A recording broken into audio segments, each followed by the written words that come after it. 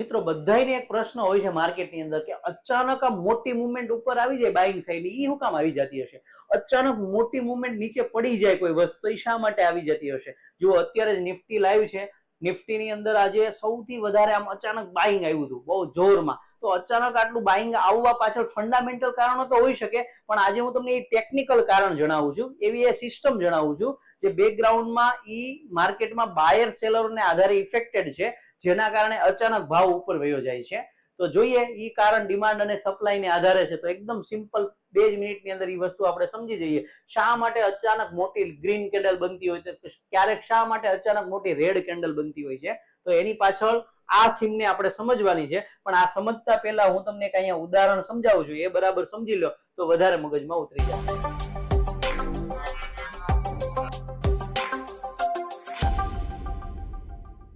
માનો કે નિફ્ટીનો ભાવ 25,000 રૂપિયા હોય.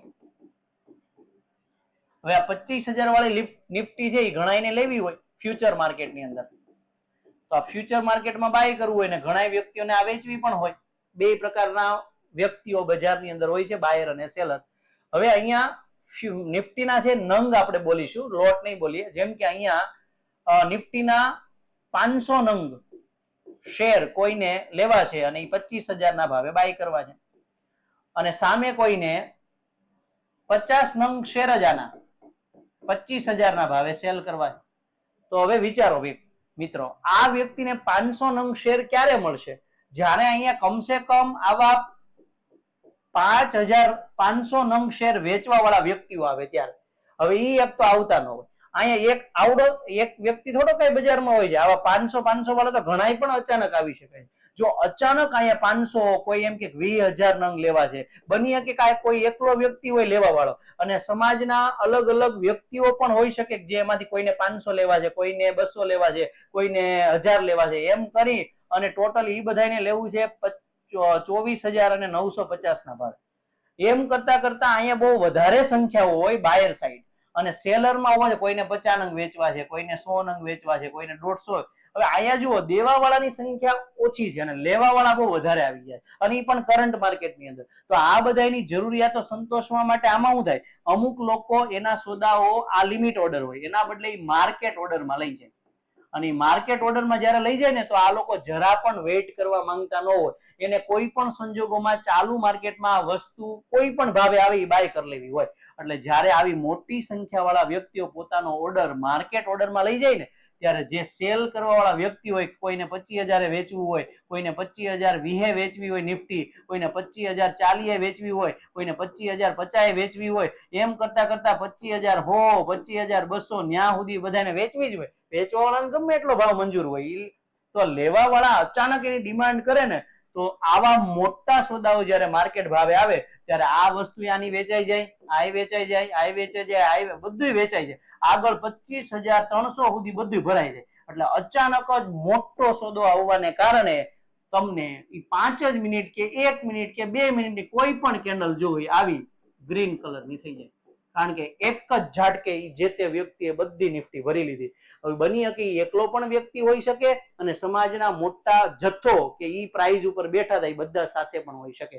અને આનું નાનું ઊંધું થાય તો કે જ્યારે જે લેવા વાળા છે ઈ એટલા હોય, 50 નંગ કોઈકને લેવા છે, કોઈકને 100 નંગ લેવા છે, પણ અચાનક કોઈક નિફ્ટી છે એના 2,000 નંગ વેચવા કાઢે, કોઈ વ્યક્તિ છે 50,000 નંગ વેચવા કાઢે, કોઈ 2,500 નંગ વેચવા કાઢે, તો વિચારો આ વ્યક્તિઓની વસ્તુ વેચાશે ક્યારે? જ્યારે બહુ બધા વ્યક્તિઓ ખરીદે ને ત્યારે વેચાય. તો પેલો વ્યક્તિ તો માંગતો હોય 25,000 જોઈએ છે, બીજો એમ કેતો હોય મારે તો 24,980 જોઈએ છે, પછી એમ કેતો હોય 24,950 જોઈએ. તો આ બધાની આટલા બધા સંખ્યાની નિફ્ટી ત્યારે વેચાય જ્યારે નીચે સુધી 24,800 સુધી, 24,700 સુધી બધા લોકો નિફ્ટી બાય કરે, બધાના ઓર્ડર ભરાઈ જાય. પણ મોટા ભાગના ઓર્ડર માર્કેટ ભાવે જેવા આવતા હોય, જેના કારણે અચાનક તમને રેલી નીચેની સાઈડ જોવા મળે, પણ હવે એનો કલર ગ્રીન નહીં હોય, કેવો હશે? રેડ હશે. કારણ કે ઇમિડિયેટલી માર્કેટ ભાવે લોકો વસ્તુ ખરીદે. હવે એક વ્યક્તિ હોય અને સમૂહ પણ હોય, બની હકીકતમાં ઇન્સ્ટિટ્યુશન્સ પણ હોય, જેમ કે શેર હોય તો મ્યુચ્યુઅલ ફંડ વાળા પણ હોઈ શકે છે, અને કોઈ અધર કેટેગરી હોય ફ્યુચર એન્ડ ઓપ્શન, તો એમાં HNI વ્યક્તિ હાઈ નેટવર્થ ઇન્વેસ્ટર પણ હોઈ શકે છે, જેની આ તેવડ હોય છે આટલું ખરીદવાની, અને એના કારણે અચાનક મોટી મુવમેન્ટ આવી જાય છે. એના પાછળ બે જ પરિબળો જવાબદાર છે, બાયર અને સેલર. બાયર નો બહુ બધી માંગ કરે અને પ્રાઇસમાં સેલર ઓછા હોય તો તરત ઇમિડિયેટલી ઉપર ખેંચી લે, અને સેલર છે એ બહુ બધું વેચવાનો ભાર આપે કે વેચી જ નાખવું છે આજ, બાયરો ઓછા હોય ત્યારે અચાનક માર્કેટને એક જ ઝટકે પાડી દેતા હોય છે. આ ટેકનિકલ પરિબળ આમાં ઇફેક્ટેડ હોય છે. તો આજે જુઓ તો મિત્રો, નિફ્ટી છે એ અચાનક બહુ મોટી મુવમેન્ટ આપે છે, તો એના ફંડામેન્ટલ કારણો તો હોઈ શકે છે, કોઈ ન્યૂઝ હોઈ શકે છે, કોઈ એવું કોઈ પરિબળ હોઈ શકે છે જેના કારણે લોકોને રસ પડ્યો હોય કે આજે તો આ ખરીદી જ લેવું છે, એટલે ખરીદે તો ખરી, પણ એ ખરીદવા પાછળ આ સંખ્યાઓ જવાબદાર હોય છે.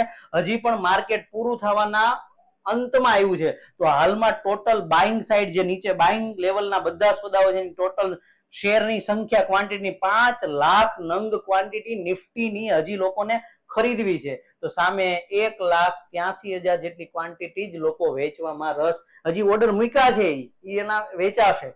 તો આવા પ્રેશરને કારણે અચાનક આવી તમને મોટી ગ્રીન કેન્ડલો જોવા મળે.